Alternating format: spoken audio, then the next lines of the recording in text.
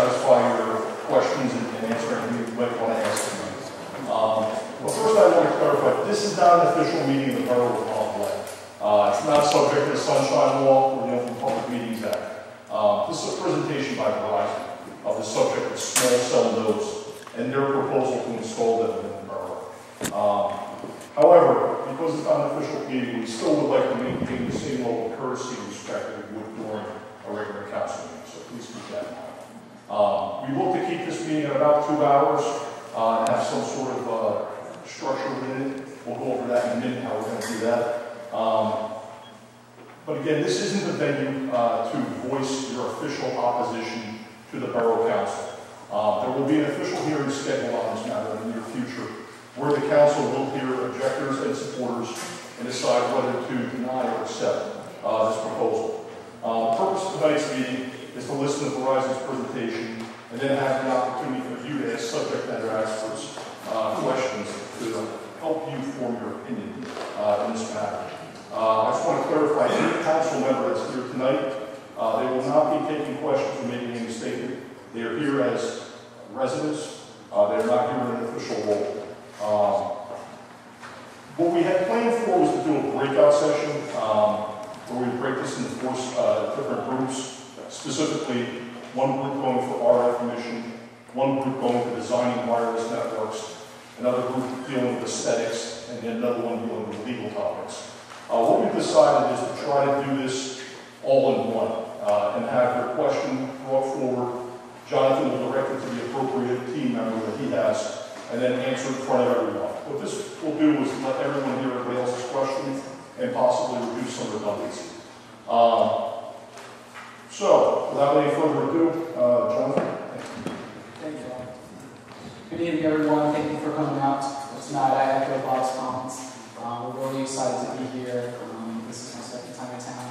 I came back in November to present to the council, and I'm glad to be back. We got a lot of good feedback last time we were there. And so we're very excited to talk about our program, because a lot of what we're doing is important to. You can also see on the screen here, more than half American households are wireless only. And that number is only growing. So we need to make sure that our internet, or that our network is stood up and it can withstand all of that demand.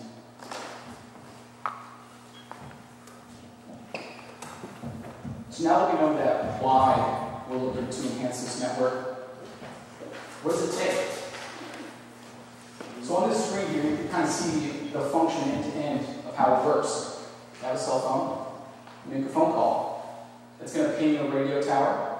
That radio tower is going to transport the data via probably fiber. It's going to go to the switching center and then back to the receiver on the other end. That happens within a matter of seconds. We tend to take that for granted and for good measure.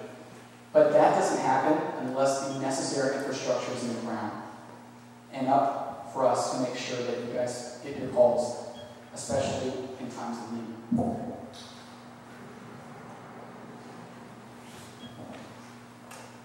So, how do we know, or how are we going about enhancing the network? What is the specific thing that we're looking to enhance or deploy? As Bob said, we're looking to enhance our network through what we refer to as small cells. And they're exactly what they sound like, small wireless facilities. These are generally the size of a backpack that attach to a pole within the right-of-way. The reason why this needs to be closer, the reason why this is attached to a pole within the right-of-way is we need to make sure that that cell is able to be closer to the end user. The way this technology works is that it needs to be closer to that end user. So generally, these small cells complement the large macro towers. So if you drive up on Garden State Parkway, we see these large towers. That technology is not going away. What we're looking to do with these smaller cells is complement them by widening the pipes by which the data is going through. This system also isn't, or this type of technology or service isn't brand new. If you've been to a football game in a stadium or a mall, maybe a large tenant building, These are types of services that we already deploy in many areas across the country. We're just now looking to deploy that in other areas where we're finding dense demand within our network.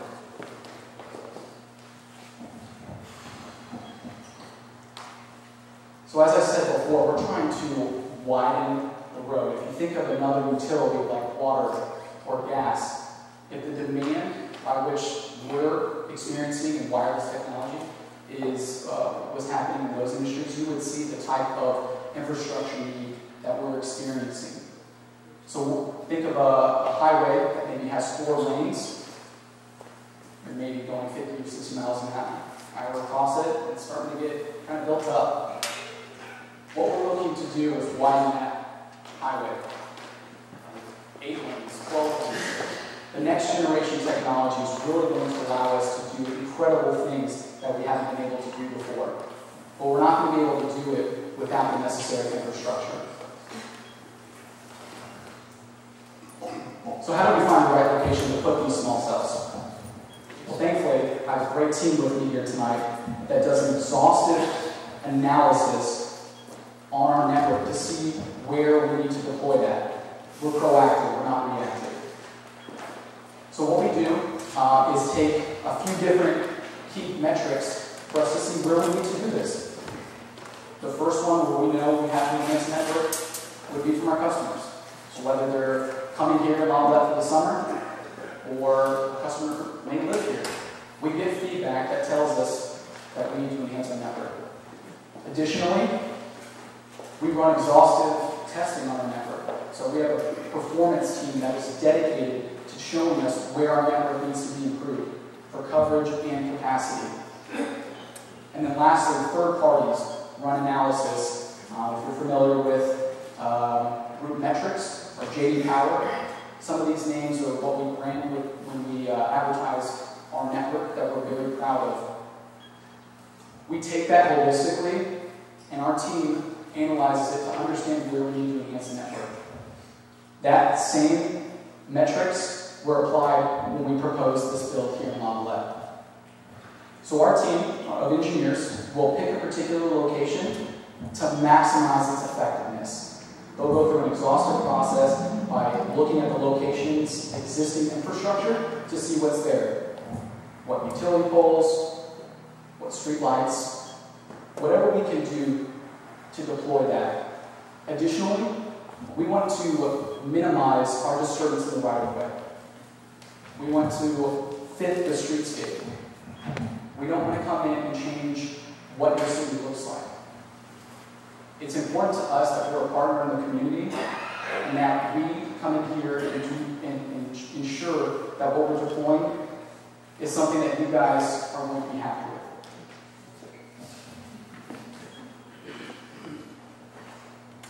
One of the big concerns that I got out of our last meeting was in terms of property values. What we see from national studies across the country is that wireless connectivity is important to home buyers. As I mentioned before, more than half families or households are wireless only. Without that connectivity, it's hard for people to justify it. As we also see, 90% of households use wireless service. If we think of public safety, that's incredibly important. If there's someone in need, we need to make sure that they have the necessary coverage to get that emergency services that they need. Another important topic that came up was regarding health concerns. The Federal Communications Commission is the federal organization that administers guidelines and monitors the radio frequencies that we use for our services. But they're not the only organization that gives these guidelines. They do an extensive process with the EPA, the FDA, OSHA, and other international organizations. Additionally, they work with scholars and others, industry professionals. This has been studied for decades. And so it's important for us to explain to you tonight that the that the small cells that we're looking to deploy operate within a small fraction of by which the maximum grid that they allow. Here's a chart that essentially shows you what these small cells compare to other types of technologies that use the same radio frequency services. I apologize, but you know what I will do? I'll print out some and we'll have some right for you. So essentially here, you can see that other technologies like a baby monitor, your key fob, any of these other technologies like a computer screen, these emit radio frequencies. Concerns about these are definitely justified, and that's why we have experts here tonight to address some of those. As I mentioned before, we're trying to build a network that can withstand and be resilient. If we think of some of the natural disasters that may hit this part of town, storm surges and things like that, it's those times that we can't fail. We can't have a drop call. We can't have too much exhaust in our network. We need to make sure that our network that's here can take those calls so that those people in danger have the connectivity that they need.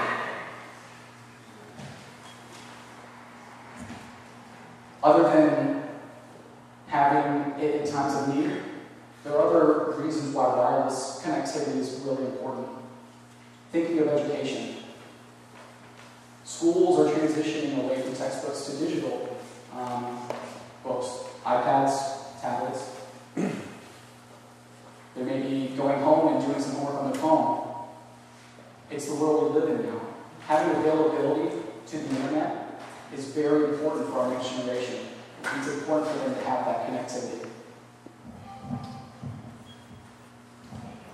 Additionally, in medicine, imagine being able to FaceTime your doctor, saving on costs driving there. These services are ones that need wireless connectivity. There are so many breakthroughs in this industry alone. And those devices in terms of pacemakers, EKGs, remote tracking of your sleep, these need wireless connectivity. But those devices cannot sufficiently be deployed unless we have the network there.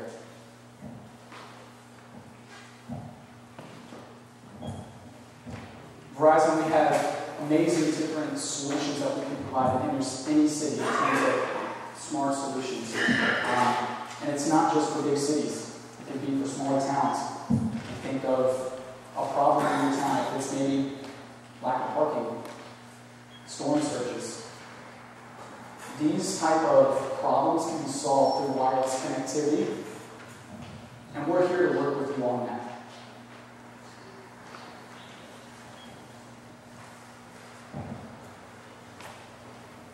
Like I mentioned last time when I came to the council meeting, and what I will stress tonight is that we're here to make sure that we're in the community, we're listening to your concerns. Because at the end of the day, some of you are our customers.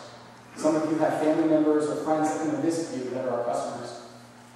You may not all be, but it's important to us that every single one of our customers gets a seamless experience using our services. If you don't have our services, maybe us deploying our network and enhancing it drives your provider to enhance theirs here so that you have your good connectivity that you need.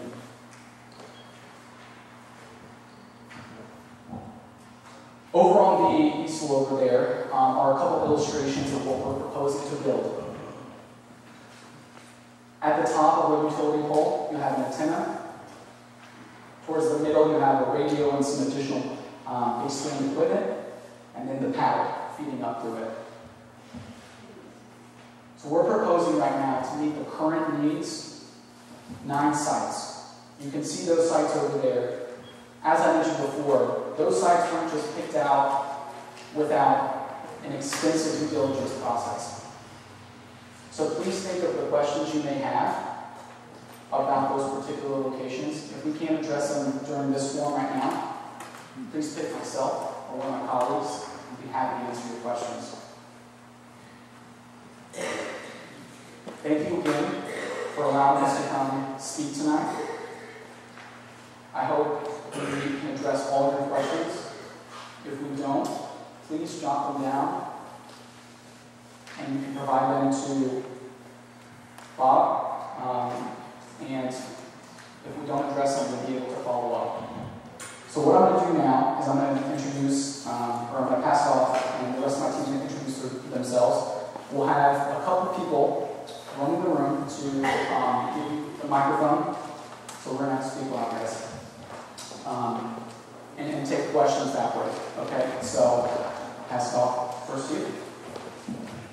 Thank you, John. Mark O'Hare, Director of External Affairs at Verizon, New Jersey. Hi, hello. My name is Pedro Romero. I'm with Small Cell Network Strategy for Verizon. How you doing? Mike McLaughlin. I'm the Implementation Manager for New Jersey. Danny Dichter, our Design Manager for New Jersey. Sean Ingberg, I work for VCOM, supporting Verizon Wireless. Hi, Katina Boyce. I'm doing network real estate in Pennsylvania. Good evening. My name is Jennifer Young. I am External Affairs in Southern New Jersey, Eastern Pennsylvania. Steve Weiss. I manage the Microsoft program for New Jersey. And I'm Rob Strobel. I'm the in-house lawyer for Verizon. I support the network bill from Delaware to Maine. Happy to take some legal questions. I'm hoping this doesn't become a legal discussion because we really want to, I know it's in our toolbox, but that's not where we want to go with this. We want to figure out how to work with it. Thank you. Yes. So I'm going to have go around with questions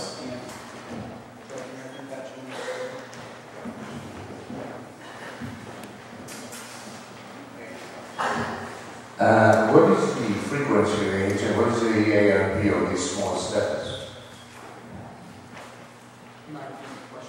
What is the frequency and what is the EIRP of these small cells?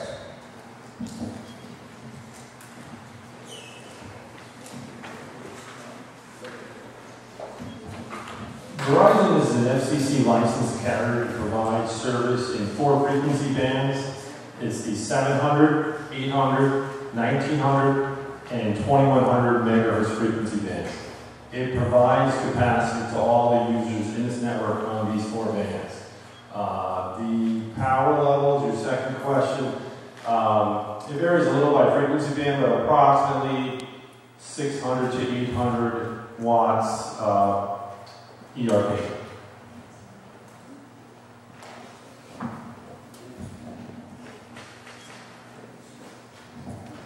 Yeah, we currently work under 3 and 4G service. Am I correct?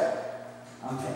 What's the difference with your new 5G technology? Because my understanding is this is not an enhancement. This is a totally different service with not your radio waves that you mentioned, but microwaves. So can you explain the difference of what's coming? And I'm not so sure you've developed this all over the country because all over the country you're being opposed in California, in Maryland, and many other places, as you are being opposed here in New Jersey. So you don't have a lot of data. You have data that you think you can develop. But we want the data before you bring it here, I think. Thank you, Councilwoman. I will just add that we are deploying our next generation services in other parts of the country. We have had success. So just wanted to put that out there. I will. Thank you for the question. As Jonathan pointed out, 5G is certainly in its infancy in the industry. Verizon happened to be first. We developed our own technical standards initially and deployed it in Sacramento. And now we're using the industry accepted standards that AT&T, T-Mobile, and Verizon are using. We've deployed that in several other cities as well. Is it an enhancement? I think was the question. It is what same way that 4G was an overlay on the 3G, it's next generation. 5G is going to be a next generation over 4G. Different in that it has massive amounts of bandwidth. The frequency range is extremely high, which simply means, that frankly, it's not going to cover as far as 3 and 4G, and that's more a function of the frequency than the technology. So 5G has been called the fourth industrial revolution. Again, it is very much in its infancy, but 4G was also at one point in its infancy over 3G, and now we're at a point now over the next year or two where we'll be completely degrowing 3G and using 4G exclusively. So this is just the next evolution of that technology. Is it not microwave rather than radio wave? It's called millimeter wave. That's the technical term for it. Microwave versus radio wave. It's a radio wave.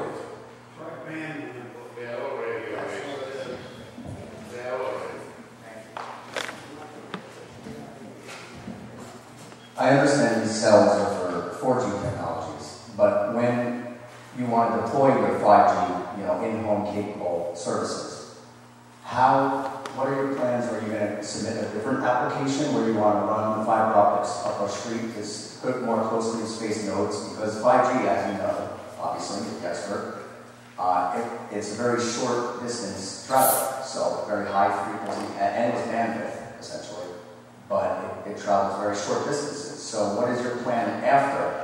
At wavelengths, at frequencies between 28 and 39 gigahertz that you purchased in October? I know that's your next plan. What are you planning on doing after that? So if I can just make sure I understand the question correctly. Are you asking the type of services that we would provide over this network?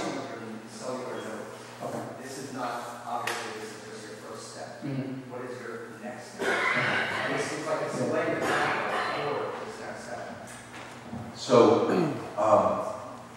we developed a plan to augment 4G capacity, and I'll get to 5G to your question. We developed a 4G plan essentially along the entire New Jersey shore, from Sandy Hook all the way to Cape May. The reason we did that is, as Jonathan mentioned in his opening, for capacity purposes. Sites like the one outside of our window on the water tank, which I think we can actually see, are just not enough to handle the traffic, specifically over the summer. They get bogged down at some points. The throughput certainly goes down, and then we at times can't block. So we saw the need, we developed that plan, and we're going forward with trying to get those approvals in towns like Lavallette. As we're developing that plan, the 5G revolution came along. As you pointed out correctly, 2839 is what we are licensed in now. Very short propagation, huge amounts of bandwidth, so we have all those endless possibilities. The next evolution is, as you can assume, is to use these 4G nodes to deploy 5G nodes. We may need some infill nodes as well in between them.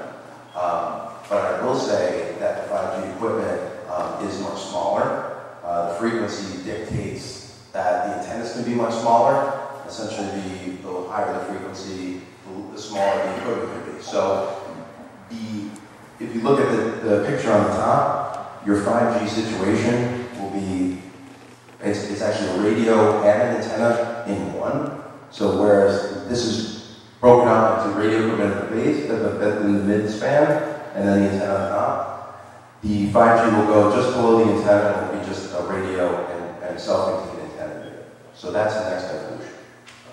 According to your application, you say these nodes are small, but the Nokia shroud measures 5.3 feet in height by about 2 feet plus in width. I don't know the depth, I can't see it from here. But that is certainly not small, and it's sitting 12 feet off the ground. You say the nodes are small, these are small cells, but the associated equipment is quite large, where you're going to connect on our utility poles. And that's going to be right in our right away in our beautiful neighborhood. How do you think that's going to let everyone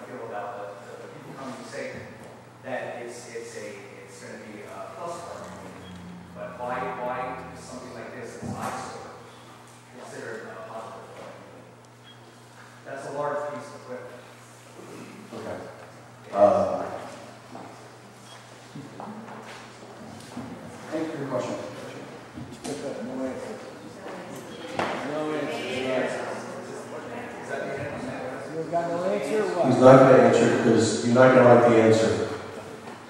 My name is Steve Reed, I'm the mayor of Point Pleasant Beach. I'm here tonight to tell you that I am supporting your mayor and your council members here because they don't want it either. There's not a mayor in Ocean County that wants it. And what you're being shown is not what that power pack looks like. Think of your refrigerator at home. That's what the power pack looks like. That's what will be put in your home, in front of the home, along with the power, with the node. What are you doing? I have a question. I have a lot of questions. But I also have a statement first. You're all being pawns here tonight. You know that. You're all being used. When you wake up one day, you're going to see the power pack that looks like an ice box out front of your house, and one of these poles. It's not good. Now that's just Verizon. What happens when AT&T wants to come in? How many more poles you can have there then? All right, that's not the real size. Why don't you show us the real size? I was at the League of Municipalities 2 years ago in Atlantic City, and they had it on the wall. It literally was the size of that right there. That's what it really looks like. How many poles are you going to bring to Lavallette? No, just answer. Okay. So as I mentioned in the presentation, how many poles? So as I mentioned in the presentation, we're proposing 9 right now. So I appreciate your question. We're proposing 9 sites. So I appreciate your question, sir. I appreciate it. And answer the question. Answer the question. I appreciate it. Thank you. We'll follow up. We'll follow up.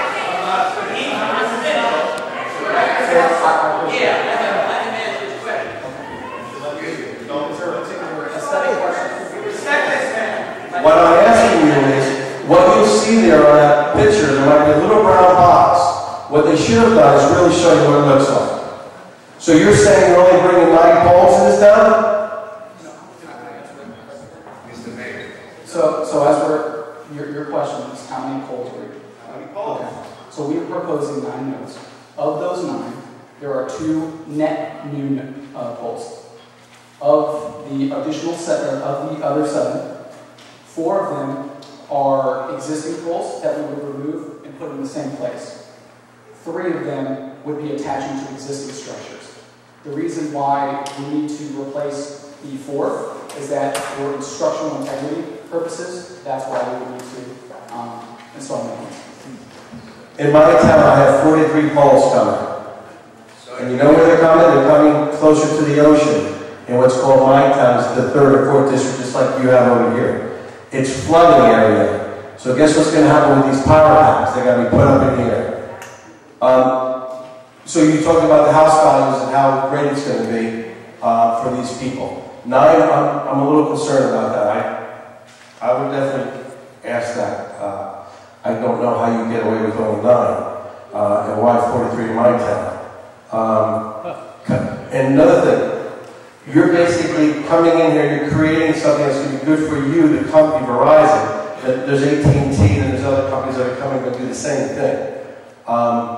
There's no compensation for the town. Is that right? To me, I was told as a mayor, what kind of compensation? Like, your mayor and your council do leases that are up on your water tower. You get a certain amount of money for that, right? You get nothing, and those leases will go away in time. Why are you starting to do this here at the shore town? Can you answer that? The shore town. In the summer, we're experiencing a lot of demand when a lot of people come here. And as I mentioned before, that's what we're experiencing. And we're not only trying to meet the demands of today, we're trying to be proactive and make sure that we keep up with the growing demands. As I mentioned before, the amount of consumption that each person is using is increasing tenfold that we're expected to see within the next 4 to 5 years. So we're trying to keep up with that demand. Okay, I just want to say this. It's not a question once again, it's a statement. Your mayor and council, my mayor, me being the mayor and council, all the shore towns, anyone who has a town, we will fight this. I know it's going to be hard, but we're going to continue to fight it, so you need to continue continue to fight. Thank you.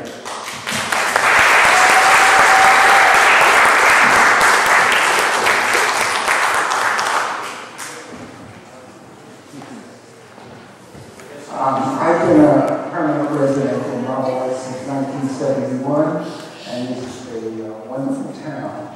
However, being in New Jersey or being in anywhere, we've all experienced bait and switch. And look at that diagram over there with those yellow nose, whatever they are. That's only the beginning. These wavelengths are very, very short. They have to be put everywhere. And not only is it going to be put everywhere, but all the other companies are going to put it everywhere. And the wavelengths are microwave wavelengths. They're not radio wavelengths. And unfortunately, if you put that in front of my house where I'm sleeping and my grandchildren sleep, I'm moving. Okay? I can't stand it, and I will not stand it.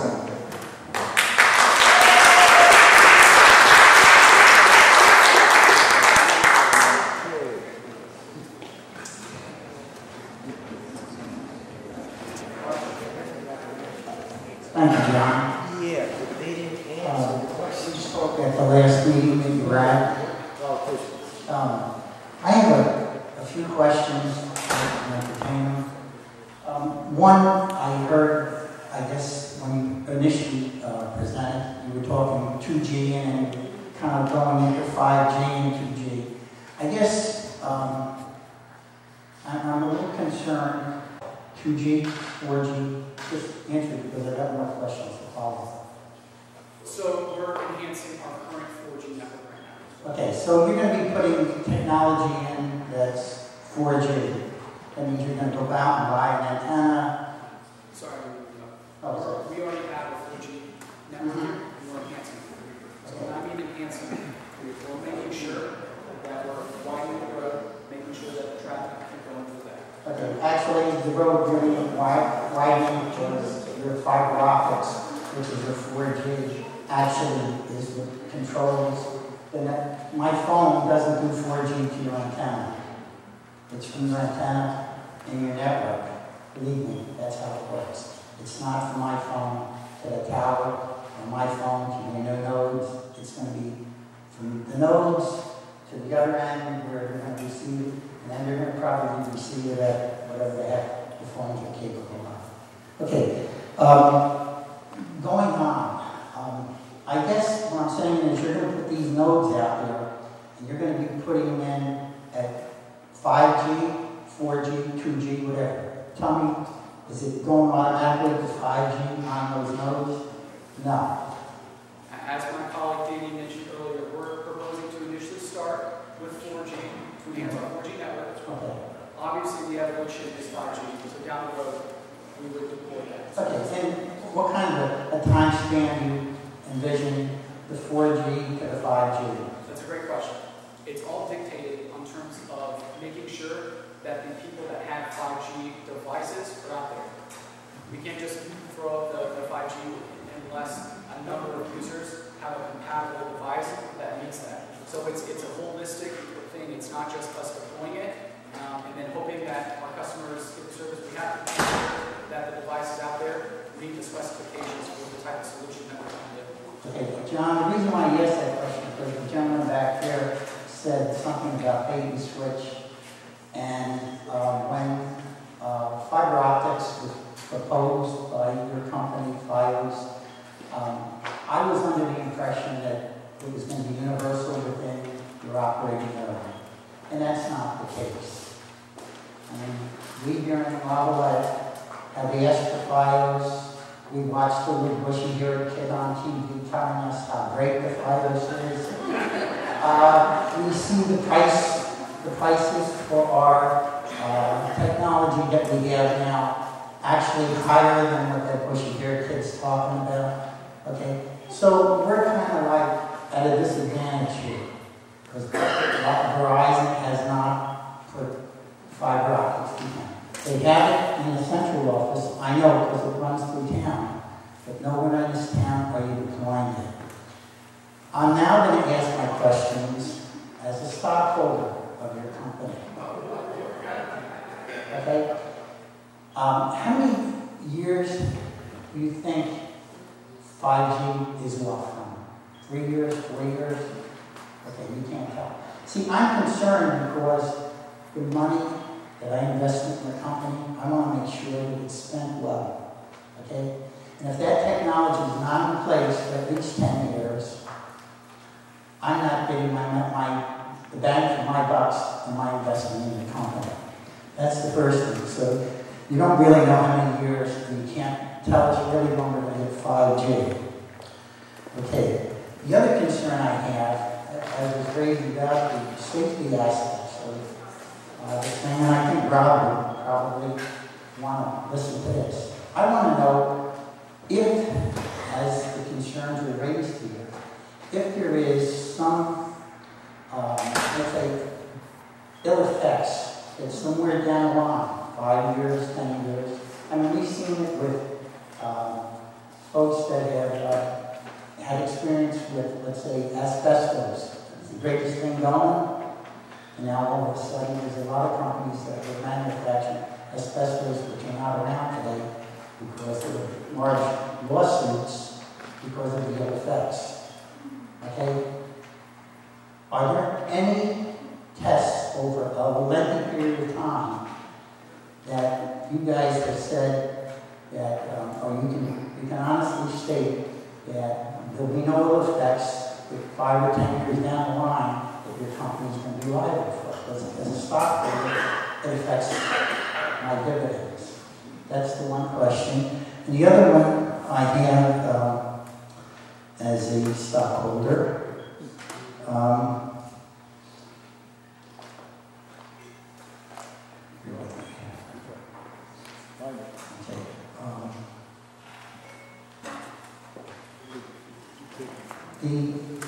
The technology that you're proposing,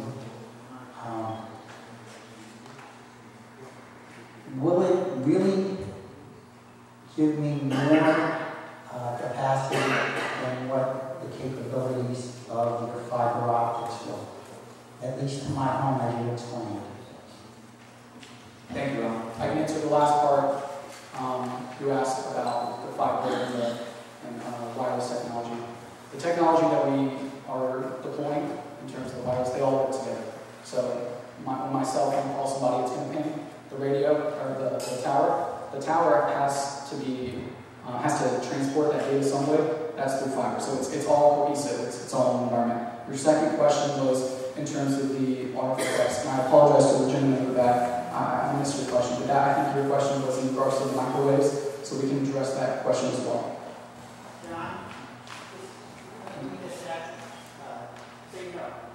I was an employee of 18 and 38 years, and I had to be on the committee that justified fiber optic system. So I have it down. Thank you. On your concern about the future, I mean, we're not doctors, right? We rely on the FCC has relied on lots of doctors, right? Studies that have been done to set standards that are well within what they believe to be safe. They're a fraction of what they believe to be safe. We will comply with those standards. I'm sorry. Well, we weren't expecting this format, so we're doing our best. Sorry. Because we had a different format set up, but we've adjusted because we were requested to do so. So, as I said, we are not doctors.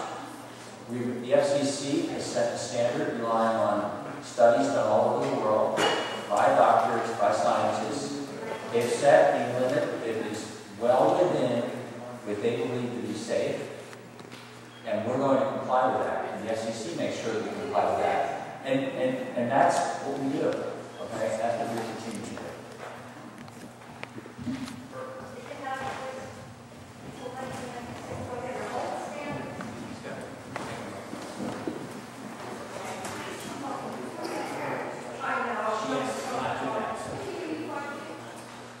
First of all, I just want to say that everybody could have their cell phone an hour a day, that would be great, maybe we wouldn't need this.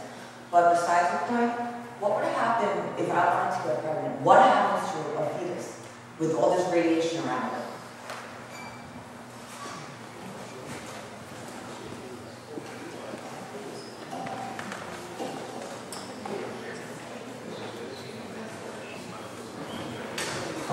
Nothing, first of all.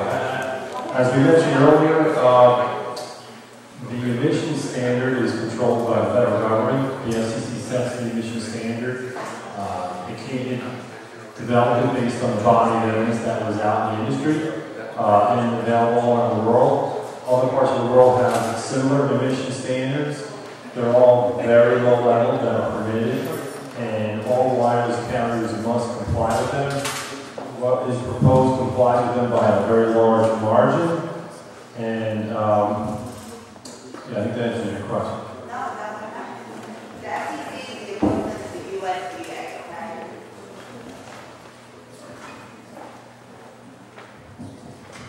Yes, I've been a real estate broker for 40 years.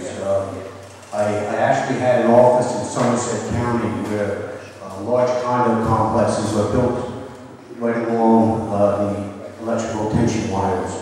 And there's always been a conflict between the utility companies and other studies that, you know, what's safe, what's not safe. One thing I can tell you as a real estate broker, that properties that are situated along those lines typically sell for 10 to 15% less than properties that are not. My concern, having just moved down here, is these same type of scenarios going to happen to our property values here? It's a good question. I'm not a real estate expert. I would direct those questions to the assessor's office. They're the ones that dictate the prices. So I would direct them there. Two questions, please. Number one, why was Lavallette singled out for this installation? And the second part of the question is, for cell tower applications, which are 3, 4, can 5G be modified for cell tower instead of putting out these singular units all over the place? That's correct. I'm sorry, do you mind repeating that second question? See, I understand 5G is running in the 800 megahertz range, okay? Which is severely higher than the 4G. I don't believe that Verizon or any of the other providers are going to have 5G at a point in time where everybody is covered. And I'll give you an example. Verizon had Fios. I lived in Marmora for 20 years, beautiful downtown, nothing but the Pine Barrens. You couldn't drag fiber optic cable down there because the revenue wasn't there. I don't see the revenue here in Lavallette. We're 870 some year-round residents, 10 weeks out of the year. There's an influx of population of non-resident owners and at the same time vacationers. And the vacationers are only going to stay for 1 to 2 weeks. Again, why Lavallette was singled out? I can't see it. And further, are these units waterproof, salt resistant? You've got one installation in New Jersey, okay? Anything that is electrical is affected by the salt air. If you haven't tested it, which I haven't heard in this discussion and all the other places, I say, we got a problem. You're going to install units that are not going to work all the time. So why are we singled out, and what about the cell towers being converted? Thank you. So to answer the first question, in terms of, I wouldn't use the term singling out. As I mentioned before, we're experiencing a high demand within Lavallette, and so part of our plan is to enhance that. There are many towns along the Jersey Shore that are deploying the same type of technology. Your second question was in terms of the type of spectrum that we use. We can answer that one.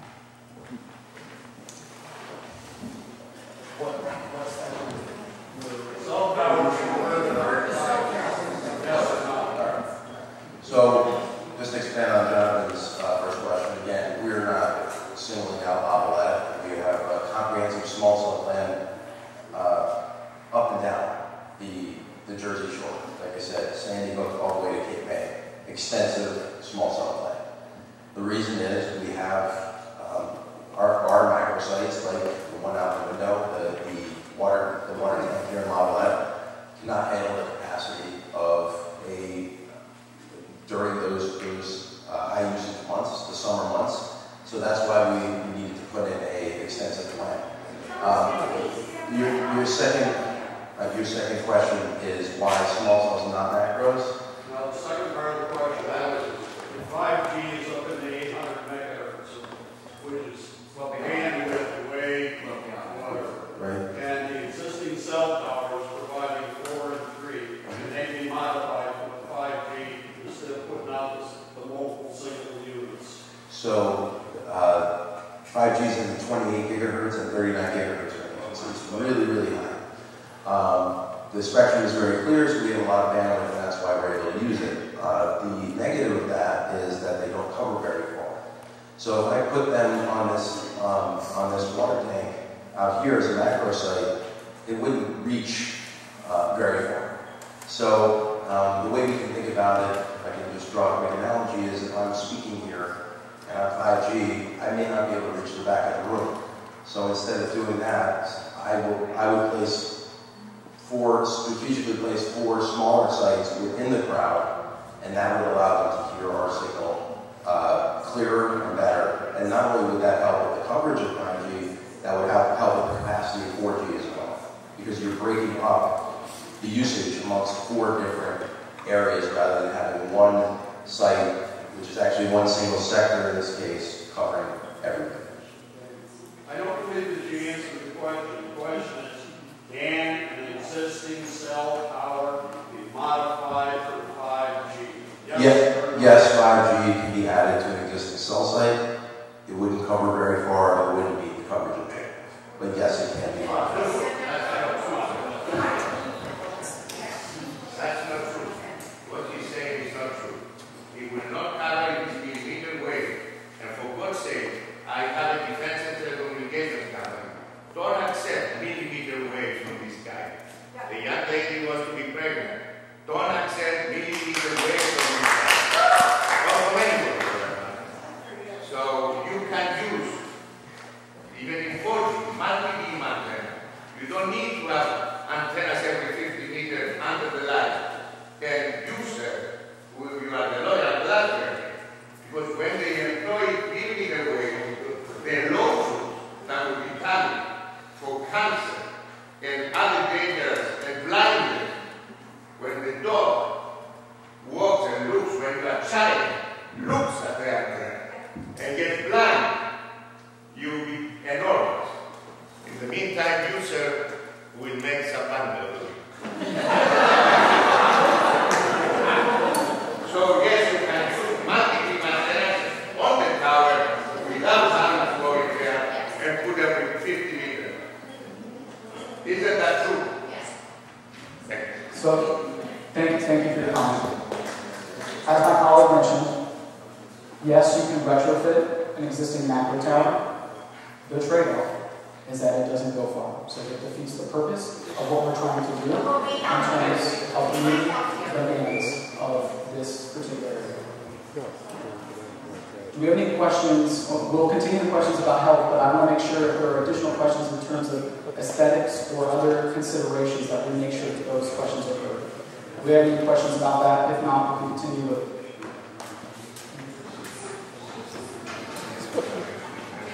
Just curious as far as do they let off any noise? Like it's right in front of the house, we have key hearings? That's a good question. We have the noise. Yeah, so the noise that's coming out of the equipment. So the equipment that we're talking about here doesn't have any active fans, so we're not going to be running at high temperatures trying to cool that down. And I know that's a large concern. It would be a large concern for me as well as a homeowner. in order to cool these, we're not using active components, so that there will not be a noise. And we do test the output noise on all the equipment as well.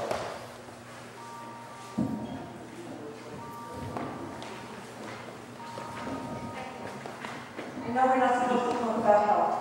Because the FCC doesn't want you to talk about health, because if that happened, then they wouldn't be able to do anything. But they don't care about us. You guys should care about your own self. Did you put your pregnant wife and grandchildren in front of a node and let them sleep all night long? Would you? Well, especially if, let's say, your grandchild or your child, or one of you, you're young enough, right?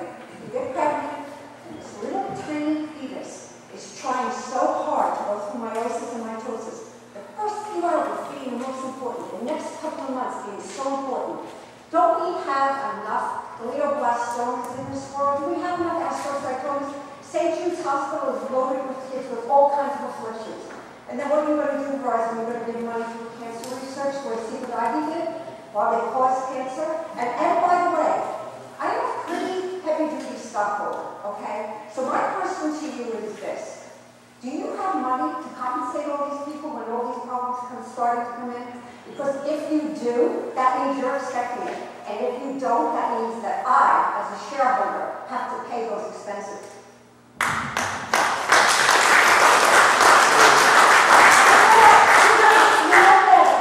You know all research, because to lie, you have to know the truth.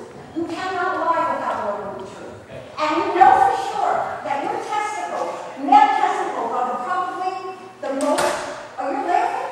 Do you know how much steroid and testicular cancer came from the radar units that cops used in the 70s and 80s? How is that different? They had to look. How far away do I have to be safe? That's what I want to know. And would you use your families as guinea pigs? Would you put one of these things in front of your house when they're sleeping at night? Your poor, precious little children, your families, the people that you love the most? I'd like to see you put one in front of your own homes. Why don't you be the guinea pig, since there's no human data, and since the standards that you're talking about are from 1996? What has that got to do with microwave radiation? Do you know I had 4 cats? I had 3 cats who slept next to my microwave, which I took out of my house 10 years ago. And the vet said to me, I don't get it. Your cats are so healthy. And they had these weird, they had head and face tumors. One had neuroma that turned malignant. One had a tumor behind the and the other one had a lymphoma. Perfect blood test. And he said, these are the strangest cancers. And I said, oh my God, the 3 of them sleeping in front of the microwave. And I didn't even have the microwave on for all day. It's like being in a microwave all day long. I have the microwave door open all day long. You really want to do that to yourself? And how about your workers on your poles and our workers on our poles? They have to go up there and take care of the electric. I like our electric department. I love them to DPW. I don't want to get zapped up there. Are they going to have special outfits that they wear? Are you going to give them outfits to wear? And if you don't, then you are subjecting them to microwave. All kinds of melanomas in the eyes that are completely associated with microwave, and don't tell me that it's not, because you know that it is. It's just that you come to people and you have to do this thing. Okay, so are your guys going to be protected, or are our guys going to be protected? Well, how are we going to feel if we look up there and somebody is protected, and we're down here and we're not? You're going to give us Faraday cages for our homes? I mean, come on, guys. Get with it. You know how it's more important. I had patients in the hospital. I worked in this hospital where these people were very rich. And the one guy worked for all kinds of companies. And do you know how many times I heard this variation? You know what? I give up every drop of money I have for myself. You guys are going to make this all. You're going to get that feather in your cap. You're going to rise this first bit. You know, we're going to PAT and the FCC is going to love us. And then you know what? You're going to find out that even your own family is going to be hurt from this. How could you even do this? This is like being an OJ lawyer. How could you really do it?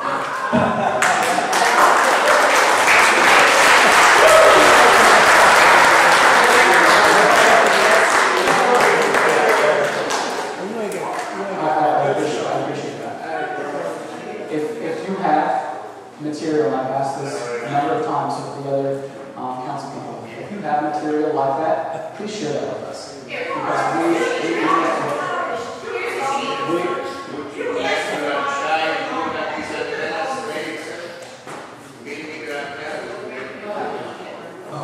we could just one at a time, because I know some of you weren't here at the beginning when I said, this isn't a council meeting, we want to conduct this with decorum in some respect.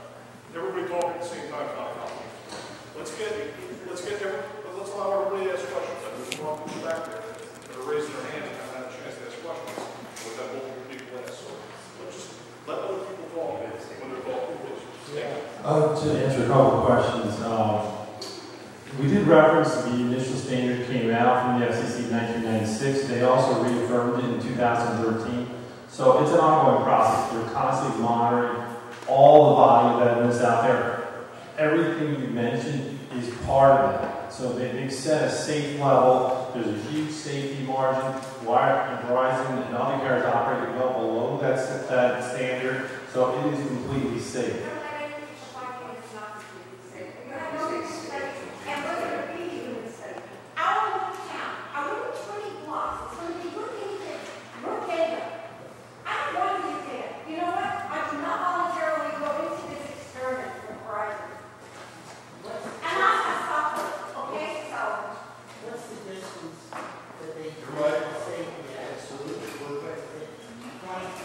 If you're directly below the tower, it's going to still be well within the safety difference. The only way you can exceed the limit is if you're physically touching the antennas, and the workers that need to work on those antennas, they would power them down before they touch those antennas. You know the antenna, you don't get anything. It's better way. Thank you, sir. I respect it.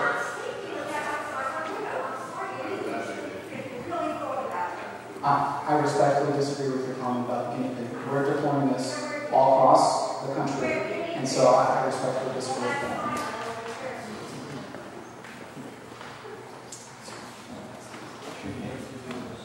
I wanted to know when you plan on bringing this here.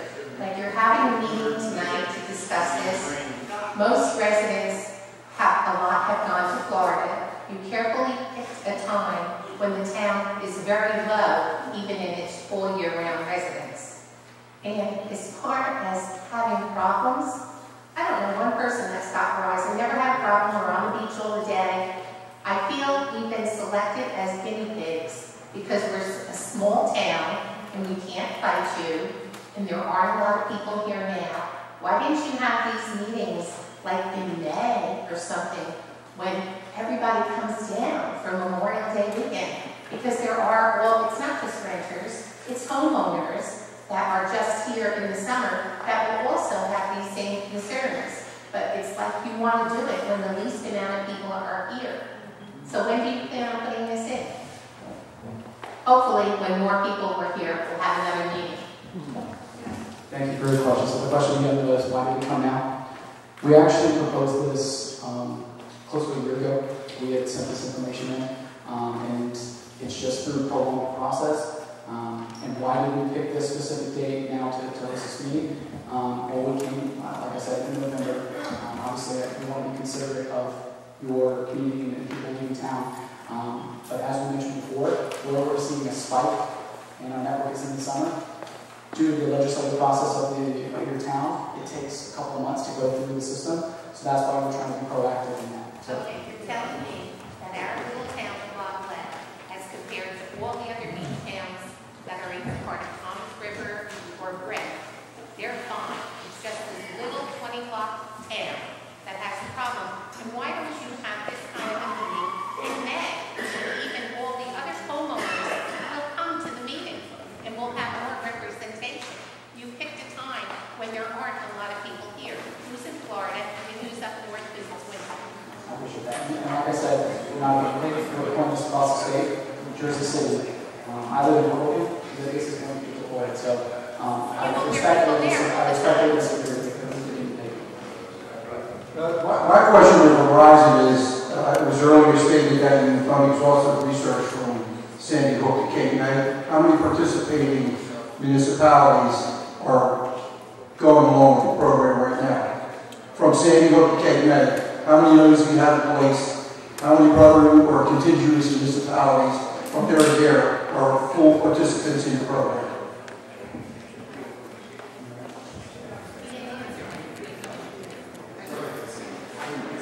The question was, the scale at which we've already deployed in New Jersey.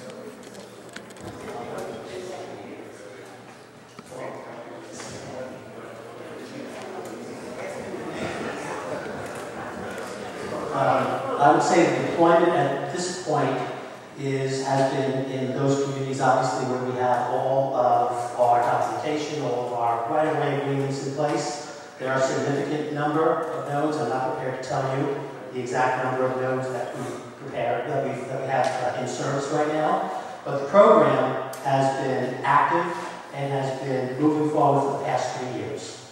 So there's a lot. There's been established track record in particularly New Jersey for the past 3 years of deploying the microcells. So just for some examples, Ocean City, Asbury Park, Atlantic City, we have several DLAT field. So it's not, I know that the notion of experimenting phase has been brought up several times, but we've had these similar meetings. We've met with all these shore towns, and we have full deployments in those cities that I've mentioned.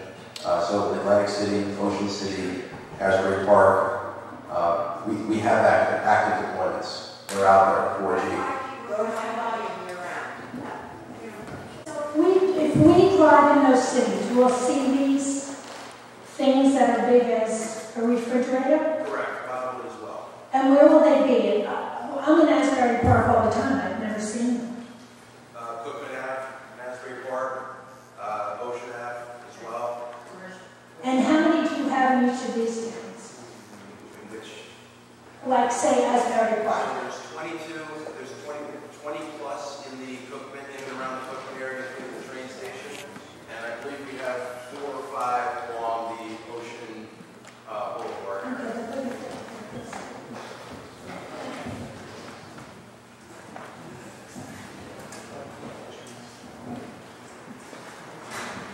I just want to do a clarification, if I may. Before, there was a gentleman, I know, that said it does affect your property values. We've experienced this, it does affect it. I understand and appreciate that you said you were a real estate investor. I don't know what towns you invest in, but the tax board and the assessor's office does not create value. I know that's what you stipulated, but that's not the truth. The tax board does an assessment so you can pay your correct property tax. It does not create value. Desirability, location, condition of the home, those are all the things that place value. You did experience this firsthand, and the property values were decreased. So, again, I appreciate the fact that you invest in real estate. Guessing that if it was going to deplete your property value, you wouldn't buy a house that had rent in front of it. Thank you, and to clarify, I apologize if I stumbled my words. What I meant to say is I'm not a real estate expert. That's what I was meaning to say. And in terms of real estate values, all the evidence that we have shows that. So if you have something, please share it with us. I do. These small cells that you guys are deploying in Lavallette, are they operating at millimeter waves?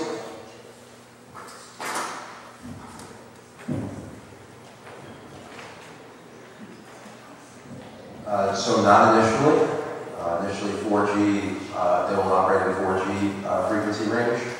Eventually the evolution will be to 5G, and at that point they will be in the millimeter wave spectrum. Correct.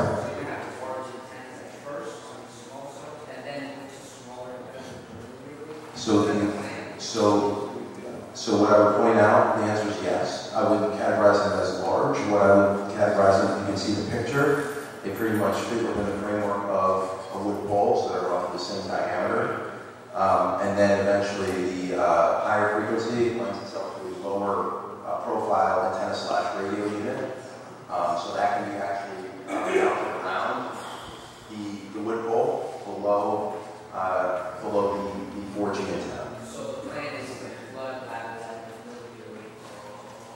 The plan is to utilize, the plan is to deploy 5G utilizing wood poles and, yes, using millimeter 5G.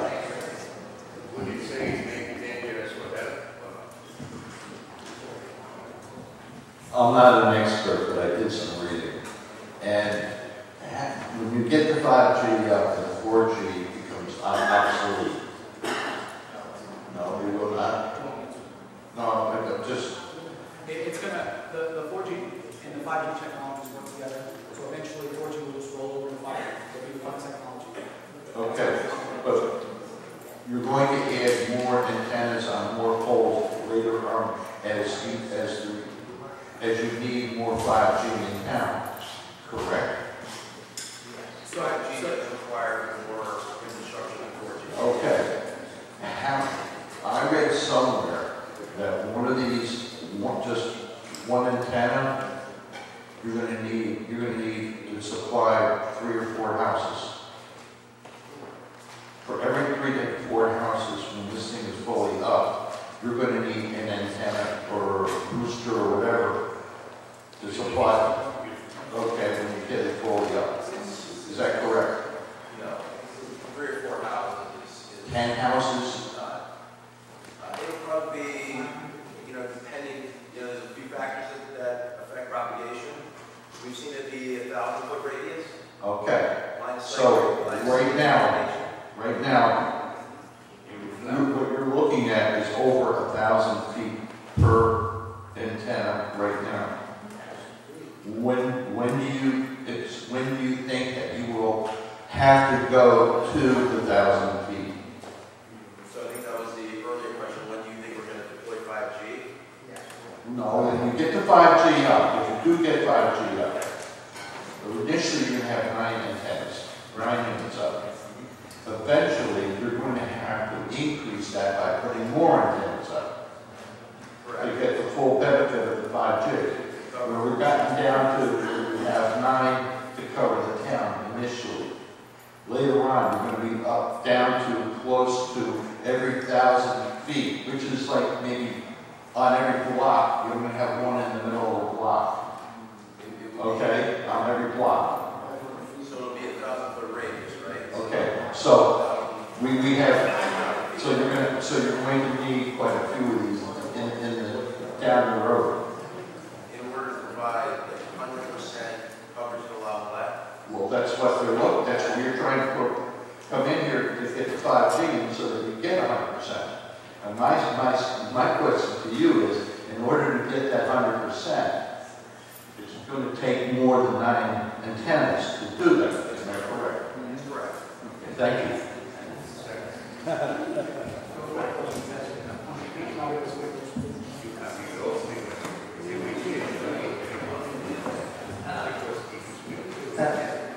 I'm not a scientist. My dilemma is this. It seems to me that functionality is not an issue. 5G is better than 4G. So it performs better. I think that's not arguable. My concern is the health issue.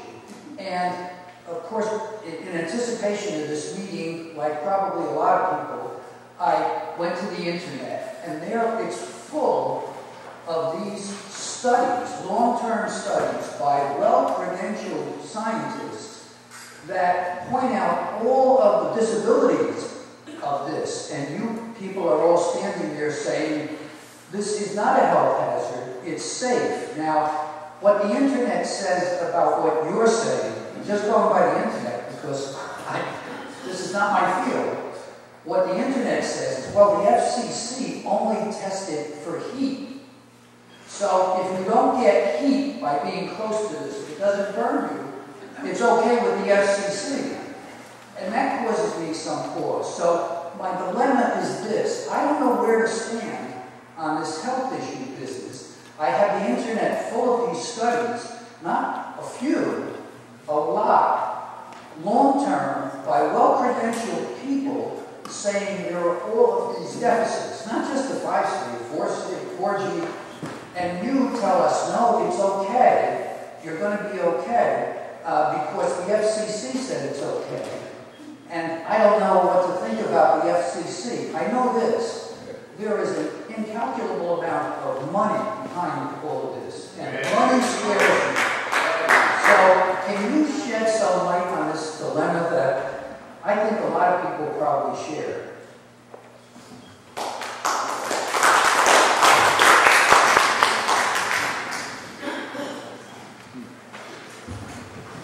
Just to clarify,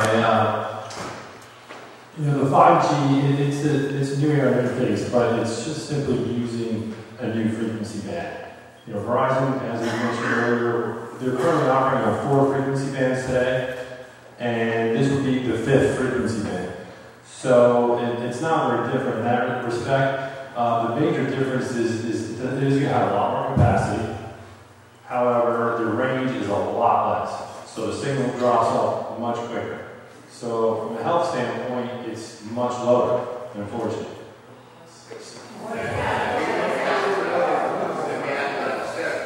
The 5G does not need to be millimeter wave. Does not need to be at 28 gigahertz or at 21 gigahertz. It can be below 6 gigahertz like 4G. So if they are telling you that 5G has to be millimeter wave because they spend an arm and a leg to buy that frequency, don't believe it.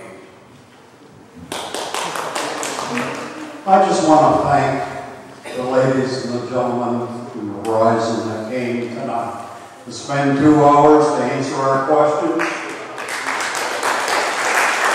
Good, bad, or indifferent. There are, what's the word that I'm looking for? Harassment, bad feelings, so on and so forth. I think the bottom line is this. Go back to your management and tell them the borough of Lavallette, beautiful downtown Lavallette, is off the books for this particular implementation.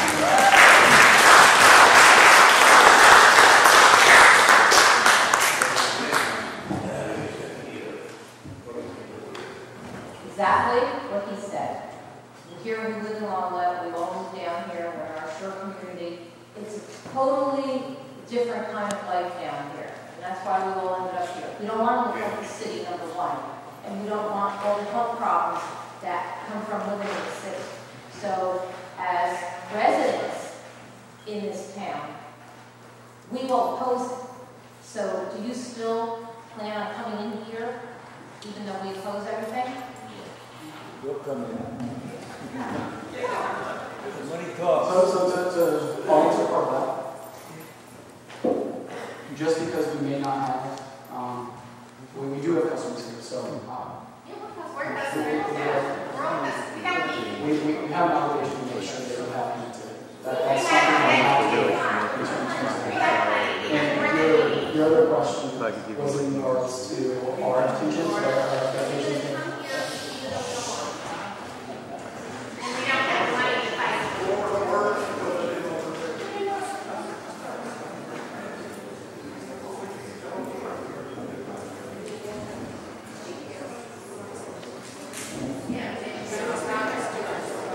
So we are continuing to pursue deploying to make sure that we meet our customer needs. So this whole meeting, 15 minutes. Well, then, Do you mind if I get in terms of policy, I really want to say on the full time. I can actually have it.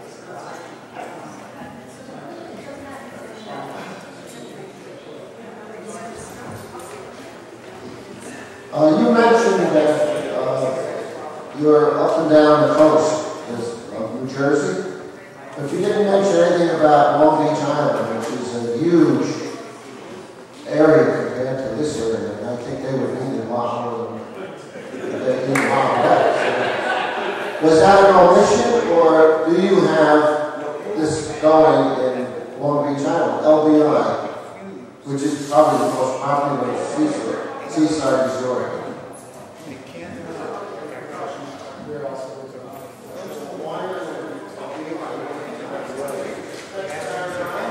So our deployment is dictated on where the need is. We may have existing infrastructure in place that can satisfy our current needs. as my colleague mentioned before, we don't just go out picking sites just for our own good. We're deploying it where it's needed. I have a question. Thank you. I have two questions. Just talking to this gentleman next to me. If this is approved in Lavallette, what comes next? Sprint, all the other companies, can you stop them? Does that mean they can't come into Lavallette and put their things in Lavallette like Verizon's going to do? And the second question I have is, we talk about dollars and cents. How much is it going to cost us for this deal? And thirdly, all the thousands of people that come down here every summer for vacation, why don't you tax them, charge them to pay for our problems in Lavallette? So we're not a government, we can't assess a tax. One, two, in terms of paying for it, you're not paying for it. This is Answer my question with the other companies. The initial question Yes. was with other operators. Yes, exactly. Can we just, in terms of how that going is? So the other providers, obviously we have no control over when they deploy. What I can say on that regard is we look for existing poles we can use. We understand that we want to use existing infrastructure. It's the same thing we used to do with our magnet sites. We look to co-locate. Even though you see tons of wooden poles with power on them and lines and everything, you'd be surprised. I think it's something like 90 to 95% of those poles are unusable due to the regulations from the JCP&Ls, PCGs, and ACE, Atlantic City Electric of the world. So it's not necessarily free-for-all. There are a finite amount of existing poles that are available in Lavallette. And just really small, quick, to answer the previous gentleman's question on Long Beach Island, yes, we are having similar meetings in Long Beach Island. We are trying to put small cells in Long Beach Island. We are on 9 water tanks in Long Beach Island, and we still have a small cell plant going in Long Beach Island. Are you saying that you're going to share the capacity with other carriers on your tower? Let me follow up that because that's a question I'm going to ask him right now. I want to ask some questions that Tom had come in my office, and maybe we can consolidate some of the questions being asked. It's no secret we have other carriers coming up to us. We received an application today from someone else, another company. That being said, what is our alternative for that? Do we just go ahead and bite the bullet and install everybody's, or is there a plan to co-locate? I know the equipment is capable of it, but in reality, how willing are you to accept another carrier onto your equipment, or even allow one there in the first place?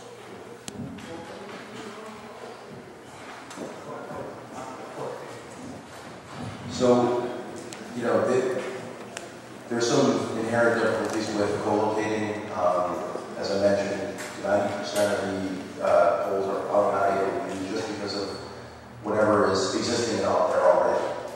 Transformers, risers, they disqualify poles immediately. Primary power, all the loads that are up and down to 35, a lot of them primary power, we can't use them. So as far as even co-locating, we have our equipment requirements, 4G, eventually 5G. There's not a lot of real estate left on that pole for co-location. So other carriers may have to go find another usable pole. You know what it's going to look like here. You said that you've gone up and down the coastal communities and specified coastal. Throughout the state, though, what is this going to look like for your Jackson Township, your Toms River, your brick towns that are less dense? What draw are they going to have? Are they going to literally have them on every corner, in every neighborhood, or are they going to be spread over? So much like the evolution of 3G and 4G, we started, and the industry started in sort of dense urban areas, and then spread to more suburban rural areas. What has sort of evolved is we are now targeting the high capacity areas. The more, as Jonathan also mentioned in his opening, cells to the large congregation of users, like at the beach, like in the commercial areas on Route 35. As you know, you can see 4 of our 9, 5 of our 9 are either at the shore or along Route 35. So that's what we try and do. So where we target, we have plans in Tom's River. But our plans in Tom's River are I think Route 70, where there's very dense commercial, and we're trying to offload 4G in those commercial areas. Unfortunately, with the shore towns, a lot of the time the residential abuts the commercial and also abuts the shore. So it's really hard to segregate the small cells we're trying to do and trying to address those capacity concerns away from the residential areas. In an ideal world, we would do that. I would only put poles on Route 35 and where there are, where there's less of a residential influence. However, I need to cover the beach. I need to cover those users on the beach, and unfortunately, every end of the street, every street that abuts the beach or the shore is residential on both sides. So it's not ideal, but it is necessary for the placement of our sites. But yes, and then just one more quick. We have an extensive build in Hoboken, we have an extensive build in Jersey City. Why? Because same issue. We've got a lot of usage.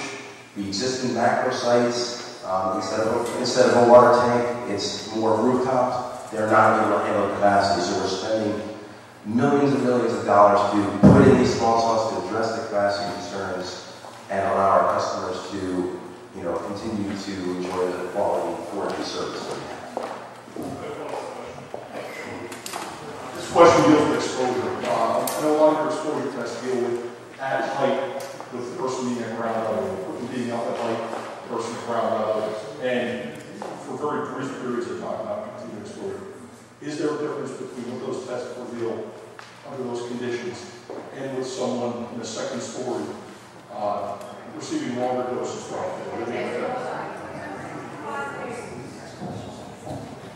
Exposure levels that actually get away from the site, it's really a distance from the site more so than any factor. They're all going to comply with FCC rules. I mean, the emission standards the carriers have to meet, so all conditions that you mentioned are going to meet them by a big safety margin.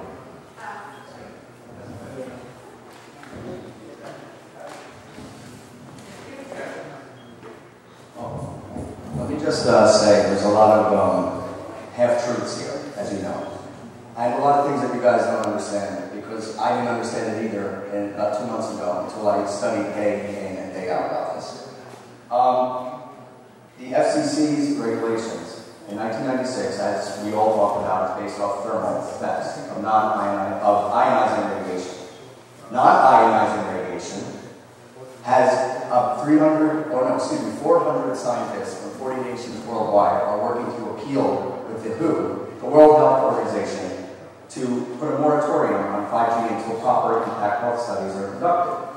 That, along with 3,800 peer-reviewed published studies about the health of non-ionizing radiation, which is in this microwave, and everyone's talking about microwave and radio wave, it's kind of a relevant term. The fact is, this low-frequency radio wave of 3G, 4G is going to jump in magnitudes more. We're talking 2 gigahertz to 6 gigahertz is what we're used to. We're talking about jumping up to a frequency that you guys have licensed in the 39 up to 39 gigahertz, and that's just the start. This is just the beginning. This has never been studied at this level on human beings. It's been studied on rats where they found flaws in the studies because they're tumor-prone rats, etc. The FCC will find that. But they acknowledge future studies need to be done for proper assessment if it affects the health of human beings.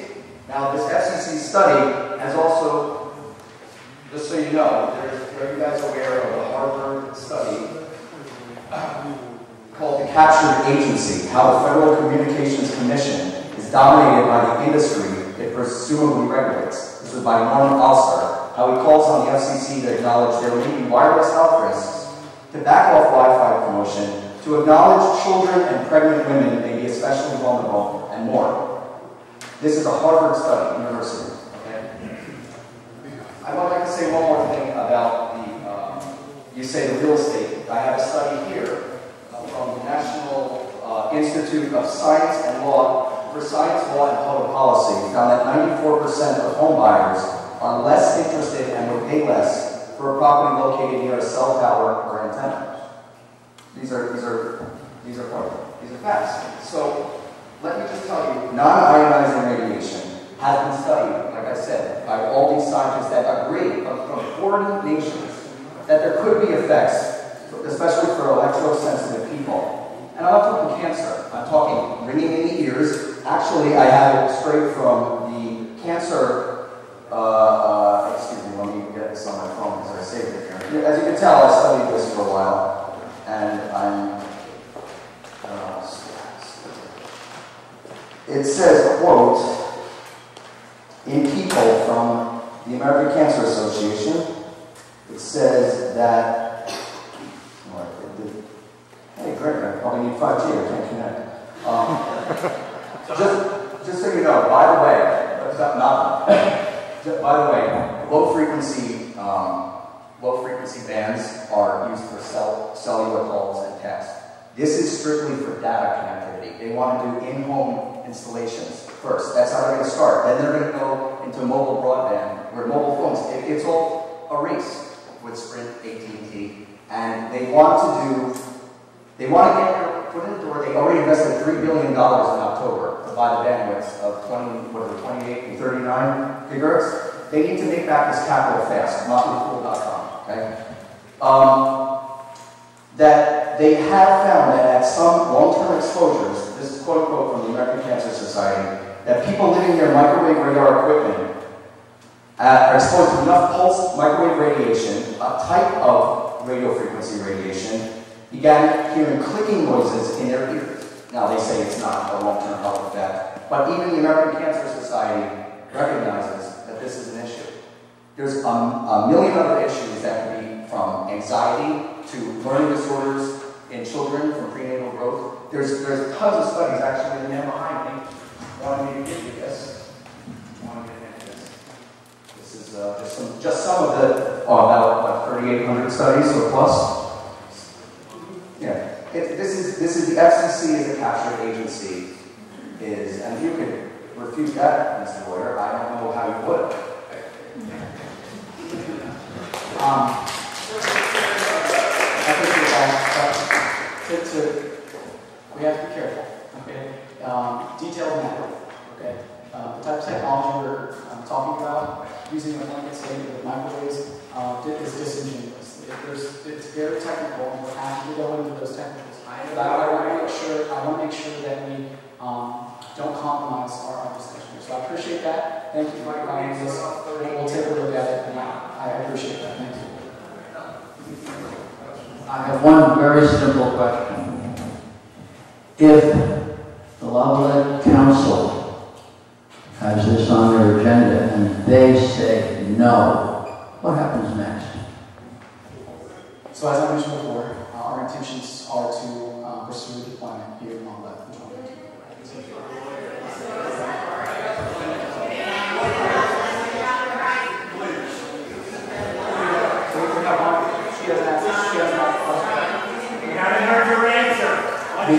The question was, what happens if the council rejects our proposal?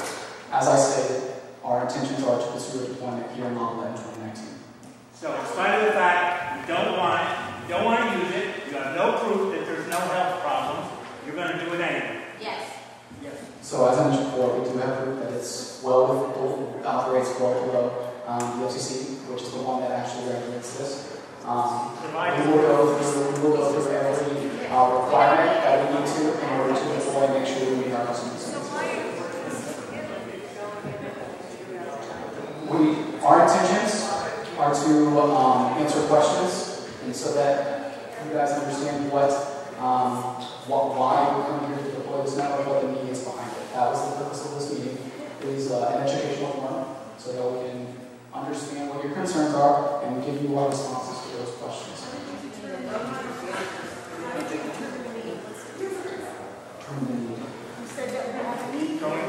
So as I mentioned your question was how do we determine the need? As I mentioned in my presentation, there are several different metrics that we use to identify where the gaps in our networks are. One, we do an internal analysis, and that's every day that we do that. A second one is from third parties, Group Metrics, JD Power, and the last one is from customer feedback. Can you share this?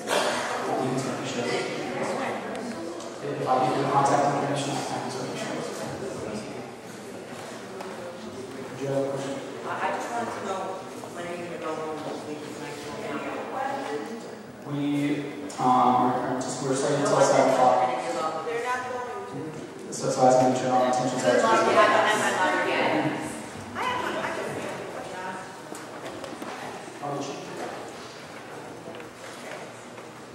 So you're convinced that this technology is safe?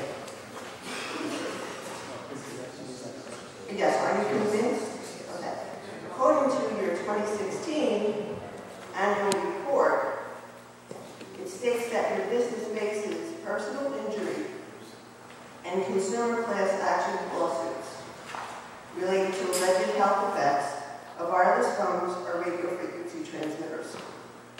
Again in 2017, same statement. That's from your company. That's from your company. I'm not aware of those, but we can certainly take a look at them. Council, that's right from your company.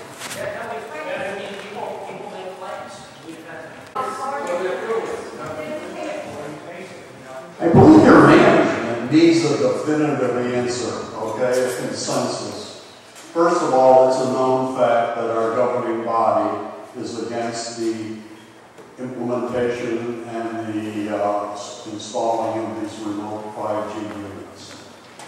We're all residents. I'm interested so that the management can get a consensus of the resident. How many individuals here approve or want these 5G units installed? Just raise your hand. Okay, let me go to the next one. Is anybody abstaining? No. How many do not want? I think that's your answer, Ben.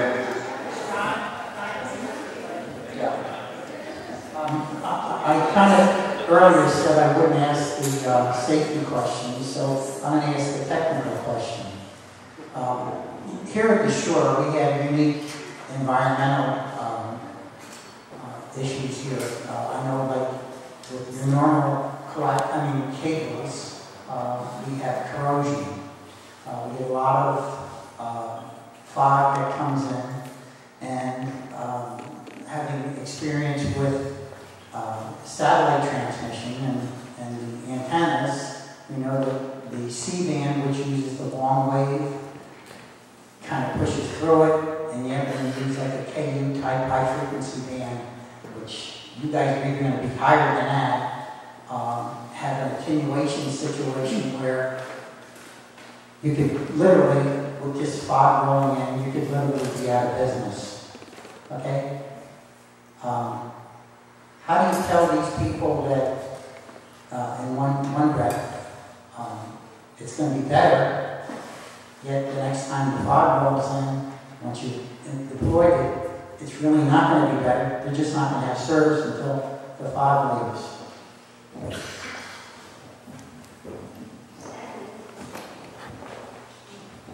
So the environmental factors that you mentioned, fog being one of them, do have an impact more on the higher frequencies, the 2839s, than when we're deploying on 4G.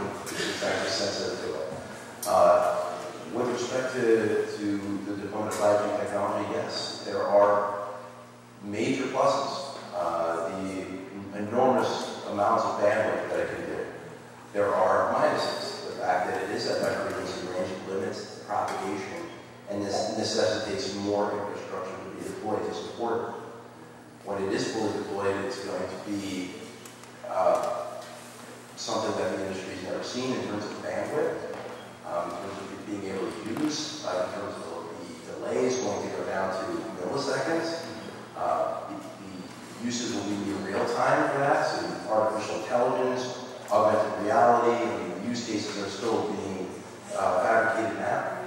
So, yeah, I mean, the frequency, ideally, the frequency, we'd have 600, 800 megahertz at a lower frequency. That would be nice. I mean, contrary to what the gentleman was saying before, that costs billions of dollars. And it would have some effect. I can't speak to how much. Like I said, it's being deployed now across the markets, but it is more susceptible. Yes, you're correct. I know you guys don't have a FIOS person here, but FIOS is not affected by weather or weather conditions. Literally, a piece of glass in this area would have been better to deploy. It's probably been, from a maintenance standpoint, much better, more efficient, and less costly than the company. Well, the only thing that It chose not to deploy. I don't think anyone up on the stage is in a position to discuss the deployment or lack of deployment of FIOS in this area. The one Same technology to connect these nodes, right? it will be fiber to connect the nodes. The one difference with the technology, with the 5G nodes is actually will give larger amounts of bandwidth than wire. Okay, but also, you're going to do it using best practices engineering, correct? Mm-hmm. Explain it? Yes, please. Okay, you have a central office on the Brunswick Avenue, and the Brunswick Avenue office is out the one node that's on West Point Island. You'll probably run that fiber down, let's say the left side of the Brunswick, over the bridge on the left side, up Dickman Drive, hit that node. Best practices says you should continue on to the next street, down the next street, over the other side of the bridge, down the other side of the Brunswick Avenue, back to the central office. Am I correct? So now you've got basically a fiber loop. That's the best practices when they establish how you should put it in. Because if, let's say, someone were to take out the pole, if you just ran one loop, not continuing on, you'd be out, that loop would be literally out of business. So one, I don't know that the transport, routing.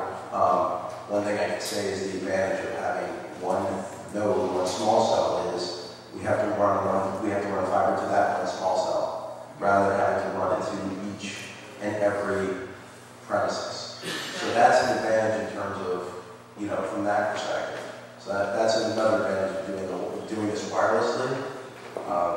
We don't have to route fiber to everyone's prem. Bring fiber over, it just goes to that one node, and that node provides that coverage.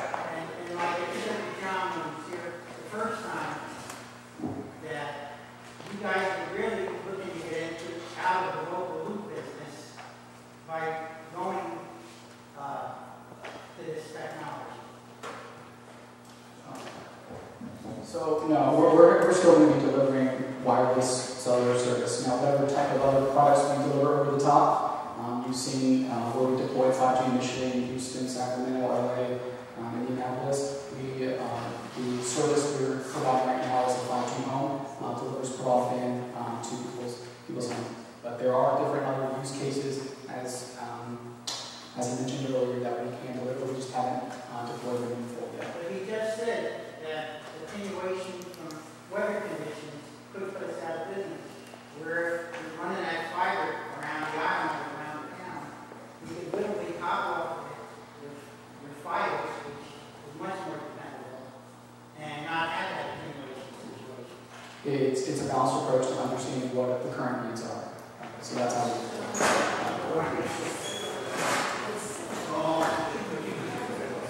You never answered my previous question when I said, when is this going to be implemented? That's one question. And then the other, I'd like to say to all you that work for Verizon, I understand why you're for it. They pay for your salary, they give you security. I only hope one day that it comes to your town and you experience the frustration that we're feeling as it's being shoved down our throats. There was no need There's not a dire need. This is a very small town. I can't believe you had so many calls that people couldn't experience to get their call through. It's just a farce. You selected Lavallette because we're small and financially, legally, we can't fight you. We wouldn't have the money to fight you. I understand why Jersey City, those towns need it. We don't need it. And I hope it comes to your town soon.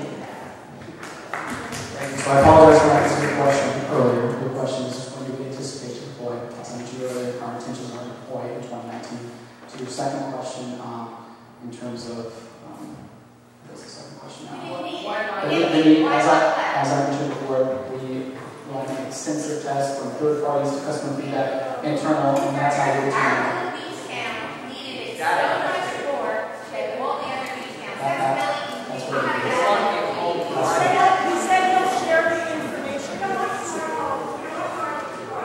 In the interest of keeping this on time, is there anybody else that did not get a question? I know we're doing a lot of people in their second or third question. We did not ask the question yet. I'll try to get you three. You and you real quick. Yes, sir. All right, the map area shows 9 towers. Is that 9 towers capable of doing 5G? Because I'm following. My follow-up is, I think I'm hearing that we essentially have a layout that everybody's looking at as set up for 4G and impossible to take on 5G.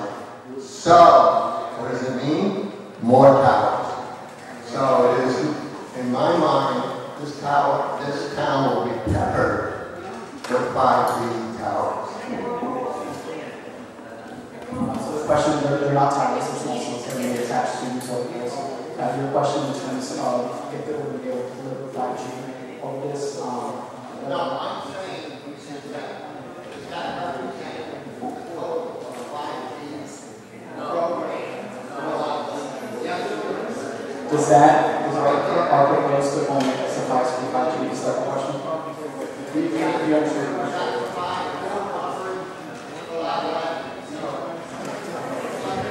So as I mentioned earlier, this is a 4G plan. 5G due to the propagation will require more small cells, more antennas on top of wood poles.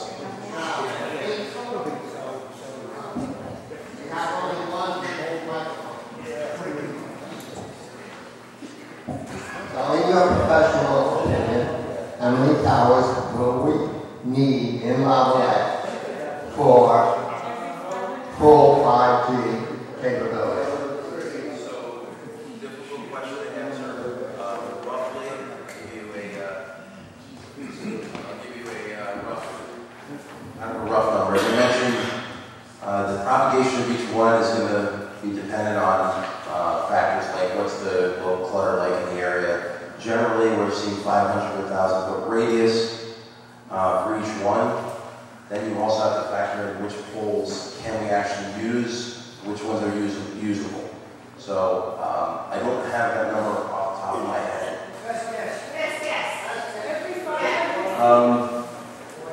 Best guess. You know what? Let me not answer that. I don't want to go. I don't want to give misinformation, so I can get back to you on that.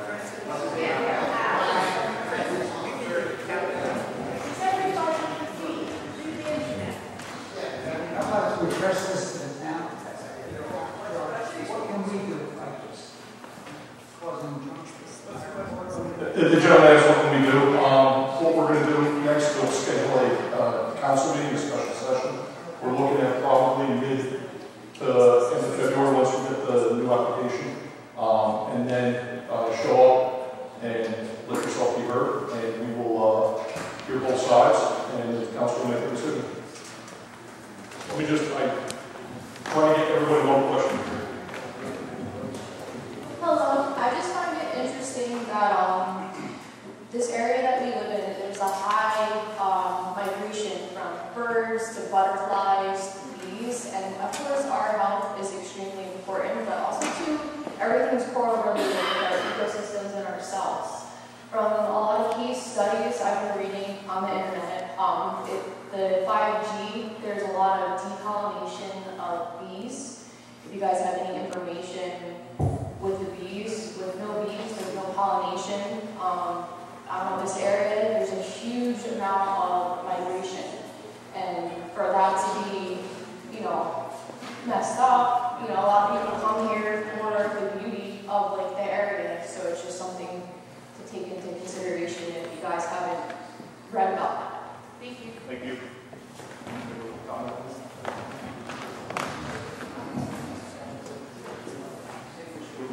So thank you again, guys, for showing up tonight. We appreciate your comments. If you have particular questions that we didn't answer tonight, please pass them along to Bob, as he mentioned. We will be back soon, potentially the next month or two, for thank you again for your time.